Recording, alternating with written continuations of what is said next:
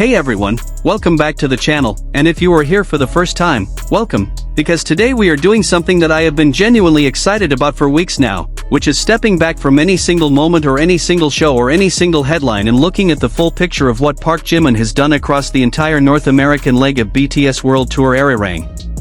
Because I think when you look at it as a complete body of evidence, when you put all of the moments and all of the reviews and all of the media coverage and all of the fan accounts side by side and actually look at what they collectively say, the picture that emerges is one of the most extraordinary sustained performance records that any artist has produced on a major world tour in recent memory. And at the center of that picture is a phrase that one American media outlet used to describe what Jimin does on a stage, a phrase that I believe captures something real and important about his artistry in a way that most celebrity coverage language does not. The phrase is living work of art. And the proof that it is accurate is sitting in city after city across North America, documented in fancams and reviews and social media posts and the stunned accounts of people who were in those rooms and came out the other side trying to find words for what they had just experienced. Let me start at the beginning of the North American leg, because the story of Jimin's dominance across this tour run begins not in the middle or at a particular highlight moment but right at the very first show, and understanding how it started helps explain how it built into what it became. The Arirang World Tour launched its North American run following the initial South Korean shows, arriving in the United States with the full weight of months of accumulated anticipation behind it. The South Korea shows had already established certain things very clearly about what this comeback was going to look like, about the level of production and the level of performance that BTS was bringing to the stage after their military service hiatus. But for American audiences, for the ARMY members and the casual fans and the curious observers who had been waiting for this tour to reach their cities, the first North American show was the first direct experience of all of that, the first chance to feel in person what so many people had been watching on fancams and reading about in Korean and international press coverage for weeks. And Jimin, in every account of those early shows, arrived on that stage and immediately established himself as one of the dominant presences of the night. The fancam culture around BTS is one of the most sophisticated and most active in the live music world, with dedicated camera operators following individual members throughout performances and producing footage that captures not just the broad show but the specific texture of each member's individual performance. And the Jimin fancams from the opening North American shows began generating the kind of numbers and the kind of discussion that signals something beyond routine fandom enthusiasm. People who were not already following Jimin closely were encountering those fancams and having reactions that they felt compelled to share publicly. The phrase that began appearing with increasing frequency in comments and in social media posts was some version of "what is happening? What am I watching? Why does this feel different from anything I have seen before?" The living work of art assessment was not given in those exact words in those early moments, but the instinct that produced it was already present in the room. Tampa was one of the first major American stops on the tour, and the Raymond James Stadium shows established a template that would repeat itself with remarkable consistency across every subsequent city. The template worked like this. BTS performed. The show was extraordinary by any objective measure, a full production stadium spectacle with a setlist that drew from 13 years of one of the most significant catalogs in contemporary popular music. And within that extraordinary show, certain moments stood apart. And a meaningful proportion of those moments involved ParkJimin doing something on the stage that produced a reaction in the audience that was qualitatively different from the response to even the other extraordinary things happening around him. The sparkly outfits that caught every light in the building in a way that seemed almost designed to make him impossible to look away from. The sharp dance moves that had audiences attempting to describe something about the precision and the intention behind them that made them feel like more than just choreography. The fan chats that revealed a quality of connection and warmth that translated across the distance of a stadium in a way that genuine charisma always manages to translate regardless of scale. Korean media had already started writing about him, calling him Jimerica, noting the specific and intense response his presence was generating from American audiences. And those American audiences were just getting started. El Paso came next and produced its own chapter in the story. The Sun Bowl Stadium shows added to the accumulating documentation of what Jimin was building across this tour, show by show and city by city. And the fan cam operators who had been following him since Tampa were beginning to develop an extraordinary archive of footage, capturing not just the big performance moments but the smaller ones, the in-between moments, the expressions and the gestures and the quality of attention that Jimin brings to every second he spends on a stage, regardless of whether he is the focal point of the choreography in that moment or one of 7 people sharing the stage equally. The total picture that emerges from watching all of that footage together is one of a performer who is genuinely present in every moment of every show, who does not have an off switch or a neutral mode, whose engagement with the audience and with the music and with the specific energy of each particular night is continuous and complete from the first note to the last. And then Stanford. The Levi's Stadium shows at Stanford produced what became one of the most widely discussed single visual moments of the entire North American leg, which was the combination of Jimin's flowing blonde hair and the specific physical presentation he brought to those shows. The blonde hair itself had already been generating its own conversation throughout the Ararang era, because Jimin's relationship with his hair as an expressive aesthetic element is something that fans have always paid close attention to and that has produced some of the most striking images of his career across different eras. But the Stanford look, the way the blonde flowed and moved with his performance, combined with the white tank top and the baggy pants and the shoe-tying mic drop moment that immediately went viral, created a visual that people struggled to describe in ordinary language. Breathtaking was the word that appeared most frequently. Show stealer was close behind. And underneath both of those descriptions was the same instinct that would eventually find its fullest expression in the living work of art phrase, the instinct that what Jimin does with his physical presence on a stage is operating in a register that is closer to visual art than to conventional performance. The show-tying mic drop moment deserves its own paragraph because it became one of those specific, discrete, individual moments from the Ararang tour that will be referenced for years as an example of what Jimin is capable of. It was not a planned moment in the sense of being a choreographed element. It was a spontaneous response to a specific situation, a response that happened because Jimin noticed something and reacted to it in a way that was completely in character and completely in the moment. And the result was a piece of footage that accumulated millions of views, that had people who had never seen Jimin perform before clicking on it and then spending the next several hours going through everything else available.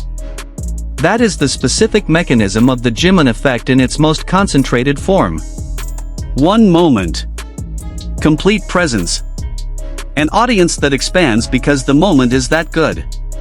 By the time the tour reached Mexico City and the Estadio GNP Seguros shows, the North American leg had already established a body of evidence that would have been sufficient on its own to support the living work of art description.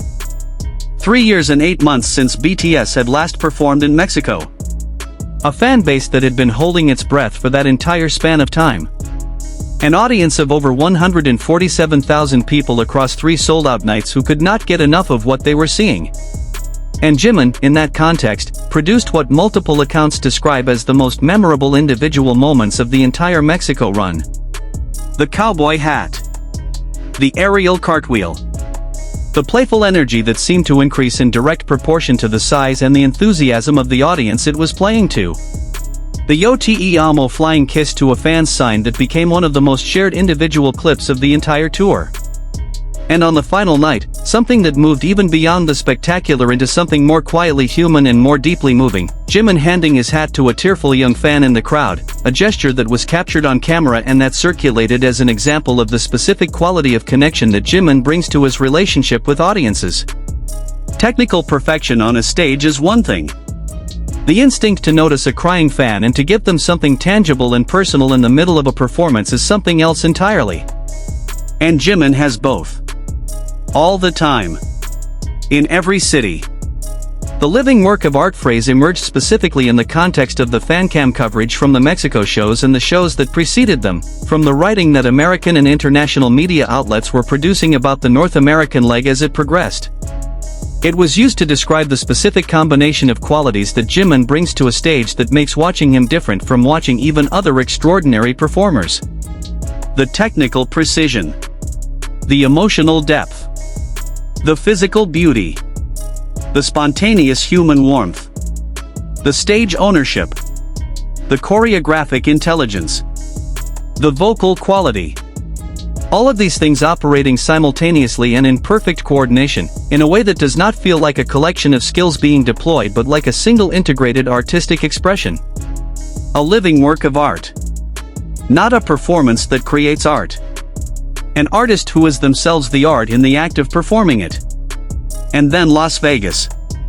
The Allegiant Stadium residency that closed the initial United States leg and that produced what might be the densest single concentration of extraordinary Jimin moments from the entire North American run. We have talked about Las Vegas in detail in previous videos on this channel, about the aerial flips and the shirt-tossing moments and the vocal runs that exceeded the studio versions and the smile at the security guard that generated 69 million views and the promise to always keep delivering great music that he made to the crew and the audience.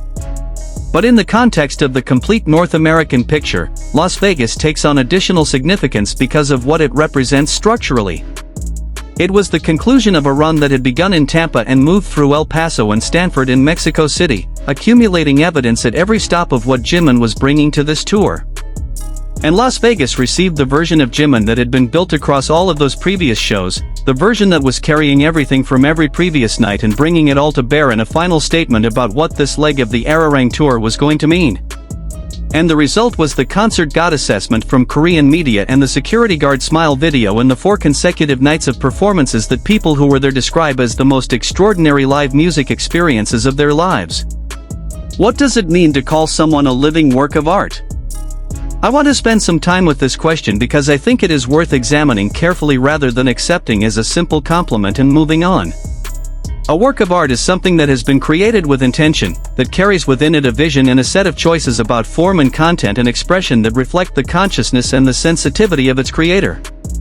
It is something that produces in the person encountering it an experience that goes beyond ordinary aesthetic pleasure into something more complex and more lasting, something that stays with you after the encounter is over and that changes in some small way how you understand the world or yourself or the relationship between the two. And when we say that a person is a living work of art, we are saying that they themselves, in the act of simply existing and moving and expressing, produce that experience in the people who encounter them. Not because they are trying to. Not because they have calculated how to produce that effect. But because whatever they are and however they are made produces it as a natural consequence of their presence. Jimin produces that experience on a stage. And the North American leg of BTS World Tour Arirang has documented it more comprehensively and more publicly than any previous period of his career. Every city has added its own evidence. Tampa with its sparkly outfits and fan chats. El Paso with its continuation of the patterns established in Tampa. Stanford with the blonde hair and the shoe-tying mic drop. Mexico City with the cowboy hat and the aerial cartwheel and the tearful fan and the Yo Te Amo. Las Vegas with the aerial flips and the 69 million views and the concert god title and 4 nights that people will be describing for the rest of their lives. All of it together, laid out city by city and night by night, is an argument for the living work of art description that requires no additional advocacy. It is its own argument. It makes itself. The 2.4 billion Spotify streams that Jimin's solo track who reached during the tour period are relevant here not as a commercial metric but as a measure of something else, which is the scale at which his artistry is connecting with people who are not in those stadium rooms, who are not watching the fan cams or reading the media coverage, who are simply encountering his music in their ordinary lives and responding to it with the engagement that produces that kind of number. The people in the stadiums are having the concentrated version of the Jimin experience, the full sensory experience of being in the room where it is happening. The people generating those 2.4 billion streams are having the diluted version, just the music, without the visuals and the stage presence and the spontaneous moments. And even the diluted version produces that level of engagement. That is what it means to be a living work of art. Even at a distance, through a speaker on a phone, something of what Jimin is comes through and produces a response. There are more shows coming. More cities. More nights. More moments that no one has predicted yet and that will be shared and discussed and returned to for years. More fan cams that will circulate and accumulate views. More media pieces that will reach for language to describe what they witnessed. And based on everything the North American leg has already produced, based on Tampa and El Paso and Stanford in Mexico City and Las Vegas and every individual moment that those cities generated, there is every reason to believe that what is still to come will add to rather than diminish the picture that is already taking shape. The living work of art does not have a last performance. There is no final city that will reveal what Jimin was actually capable of and leave all the previous ones behind as prologue. Every city has been the thing itself. Every night has been the art in progress. Every moment has been the evidence. And the evidence keeps accumulating, city by city, stop by stop, across a tour that is still writing its own story and that has already produced enough material to understand clearly and completely and without any remaining doubt what ParkJimin is and what he does and why the phrase living work of art is not hyperbole but the most accurate description that the English language has available for something that genuinely and truly exceeds what ordinary performance language is equipped to capture. Thank you so much for watching this video all the way through. It genuinely means everything. Please hit the like button if this full picture of the North American leg gave you the feelings it gave me. Leave a comment below telling me your favorite Jimin Erarang tour moment because I want to hear all of them. Subscribe to the channel because there is so much more still to come from this era and we are going to cover every moment of it together. And take care of yourselves, army. Purple you always. Purple heart.